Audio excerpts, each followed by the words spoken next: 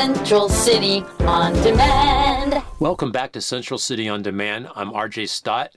This episode is about mending fences. Buddy, you look a little pale. Well, I have to make an apology call to my daughter. Just say you're sorry for the way you behaved. At the family reunion, yes, I know. You did spray paint her kitchen. And her turkey. You weren't even drinking. You were very angry. It's triggering me right now. I know. I see that vein bulging in your neck. All your son-in-law said was that you had avoided the English draft. You are impulsive. I'm learning to control my impulses. Now let's get on with this call on the air with Central City On Demand. I'm healing fences. Mending fences. You're healing wounds. Well, yes, it feels like a stabbing fence in me. I had a stabbing fence in me once. That's just because I jumped out that window in a hurry. Oh, yes, I remember. I tried pulling the truck over so you could jump into the back. That's why I jumped out, damn it, because it was my truck and I wanted to stop you. Oh, now you're triggering me. Oh, okay, let's get on with my phone call. I need to heal. I have a vein that's throbbing in my neck now, too. Well, you've got two veins throbbing and one in your forehead. Norbert's Nuts, keeping Central City nutty. First 10 people get a free pecan. Norbert's has the biggest nuts in all the Midwest. Hi, I'm Norbert and I'm completely nutty. I love my nuts. Coconuts, hazelnuts, Brazil nuts. It's all nuts here at Norbert's. My nuts are so big, people come from all over just to see them. Fill your mouth with my nuts and you'll come back for more. Norbert's Nuts, 519 Ross Street.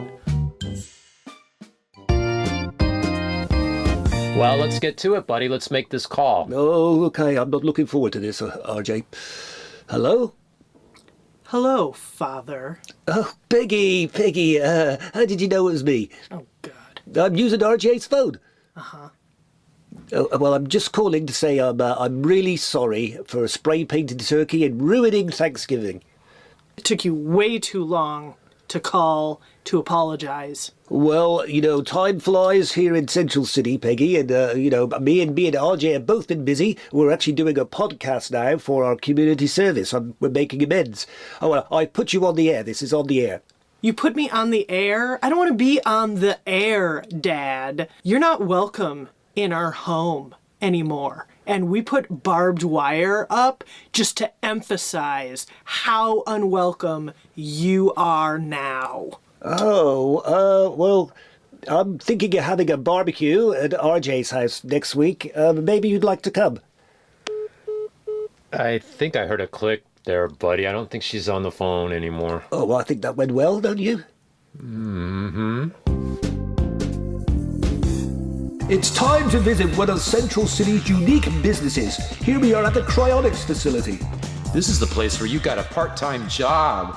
I'm so proud of you, buddy. You got employed at the Cryonics facility. Well, this is where people have their bodies frozen in hopes that one day science will find a cure for their illnesses and thaw them out in the future. Aren't there drawbacks? I mean, what if in the future it's like the Dark Ages and they reanimate people to make them slaves in a circus or something? I think that cold you feel, RJ, is the nitrogen they use. You know something, buddy? I think it's actually colder in here than it is in the grab and go. And you know how cold I can get in the grab and go. Yes, I do. And my job is to act as security and check the thermostats. I also have to watch for mice. You don't want frozen mice. This is a scientific area. Yeah, this is like being in the future. These people better do something about their health. They don't look so well. I'm looking through this glass plate. This person, they look dead. Well, technically, RJ, they are. And the ones over here were frozen while they were alive. You mean these people over here? Isn't this your sister-in-law? Yes, that's my sister-in-law, Janice. She can't hear me right now. It's good to see her again. You never spoke that nicely of her before. In fact, you always said how much you despised her. Well, Jan owed me a lot of money, RJ, and she never paid me back. I'm hoping in the future when she's revived, she can afford to pay me. It's funny, when you look at the expression on her face in deep freeze, it's almost as if she's crying out for help. Like she's been pushed into this thing against her will. Well, you know, Jan, she was a bit of a crier. Or it might be some of the medication she was on. Let's look at some of these other tubes then. I'm feeling a little uncomfortable. I recognize this person here. Now that's the city sheriff. He's been missing for a long time. Didn't you say you were worried he might find out about the... Well, you know, RJ, I have a lot of responsibilities here. I don't think you can mend fences with people by throwing them in a freezer, buddy. I mean, it is fascinating, though. I didn't know anything about cryonics. Buddy, where'd you go? I'm over here with Janice. I'm seeing if I can get her a handbag. Well, don't touch those buttons. Sparks are flying out of her, too. I'm just playing. I think it's time for our regular segment with those two mature ladies from down the street. Beatrice and Lily? That sounds great, buddy. Why do they call older people mature? To distinguish them from the younger people like you who are immature. Beatrice and Lily remind us that you can stay active no matter what age you are. Here they are now, listeners. Operation Talk. More fluff cake. No more, thank you. It's so sweet, I'm sweating sugar. Seymour loves sweets. You're so attentive, Beatrice. They say people with healthy marriages live 4.5 years longer. Longer than what? Dead people, dear. It's not easy having a healthy marriage, Lily. Seymour gets extremely moody at the holidays. Last year we had ham instead of turkey, and he flew into a rage. I told my doctor, Dr. Feeneman, I said that I was worried, and he said men do get menopause. Operation Talk. Well, you told me his family made him eat ham every single day. To this day, he won't touch bacon. Imagine a grown man not eating bacon. Not eating bacon? You and Jerry have your challenges. You're always trying to please him. Well, I had to get moisture injections. Jerry does like you limber. He likes to fold me up. Seymour doesn't like me to be too limber. He likes me to lie very still. We play a game sometimes called Is She Dead? Oh, that sounds so exciting, Beatrice. It is, except sometimes Seymour falls asleep and no one tells me, and I'm lying perfectly still for upwards of an hour. Do you still suck the oxygen out of his lungs when his snoring gets too loud? Oh, what's it called? Reverse CPR? Yes. Operation You Talk. shouldn't let Jerry's anger elevate your blood pressure.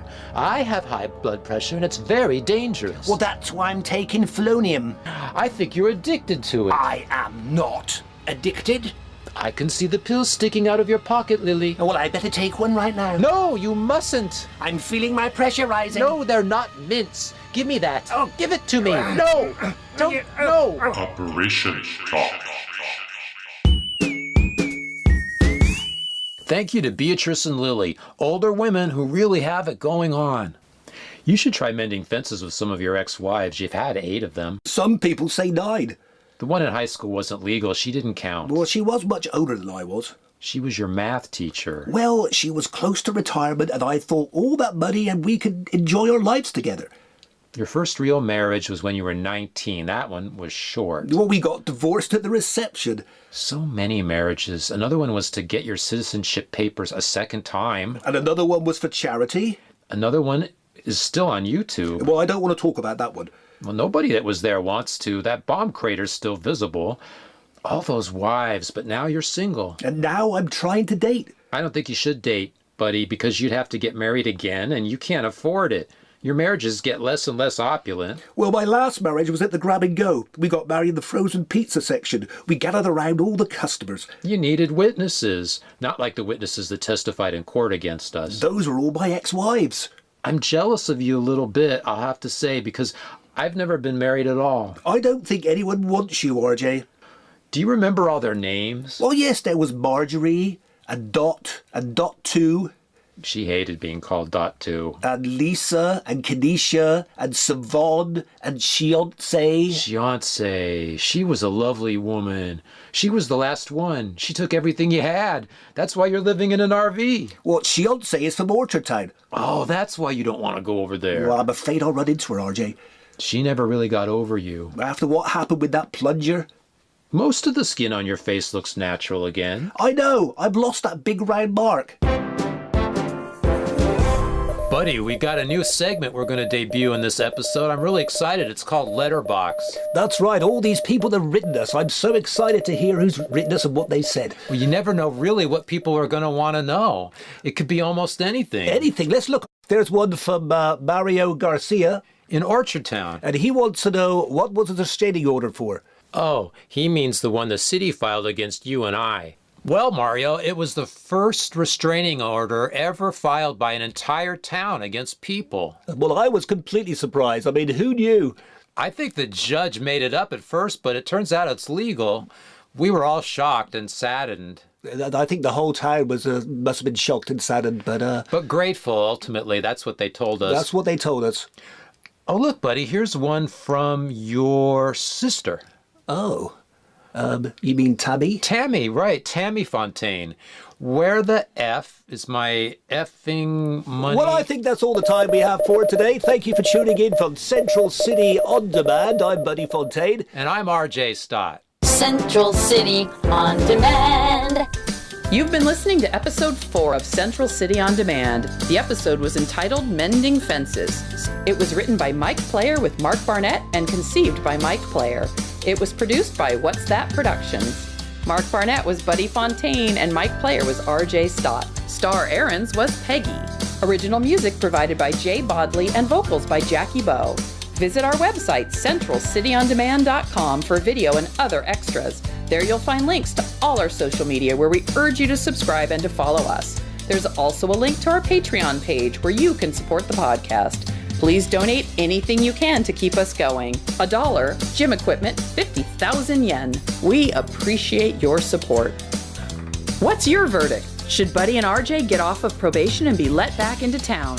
Contact us at our website with your vote and with any questions or comments. I'm Deborah Stolberg. Be sure and tune in for episode 5 entitled Friction.